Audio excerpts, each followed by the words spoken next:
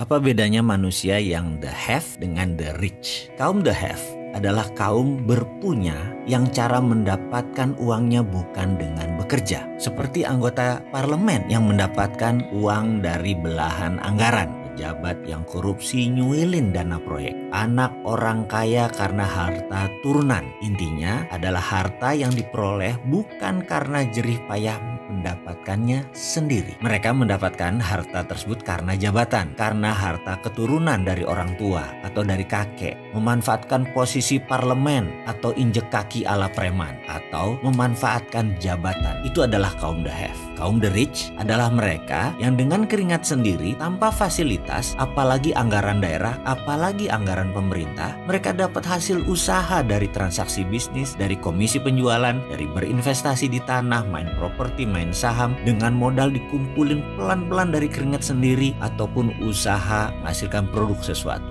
menghasilkan barang produksi yang menguntungkan. Coba sekarang kita lihat diri kita pada saat ini. Coba kita audit diri kita. Misalnya rumah yang kita tinggali, kendaraan yang kita pakai. Adakah kontribusi orang tua kita? Adakah dikarenakan sewaktu menjabat kita menerima sesuatu dalam tanda petik? Atau anggaran perusahaan, anggaran pemerintah, anggaran proyek yang kita mainkan sehingga sebagian dibelah-belah masuk ke kantong sendiri atau masuk ke kelompok kita? Atau kita dapat dari komisi penjualan, dari hasil usaha, dari keringat sebagai karyawan, dari menabung, dari berinvestasi, atau dari membuka usaha sendiri. Saya yakin setelah kita mengaudit singkat, kita sudah bisa menentukan kita masuk kaum the have atau kaum the rich. Kita tidak perlu bahas berapa digit harta kita. Itu tidak diperlukan. Kita hanya ingin memastikan bahwa jika dengan jujur kita menghitung harta kita, kita bisa tahu di mana posisi kita. Apakah sekali lagi kita the have atau the rich? Kalau kita the have, cepet-cepet deh pindah ke golongan the rich. Karena setahu pengalaman saya pribadi, seberapapun besar aset Anda saat ini, kalau Anda didapatkannya dari the have,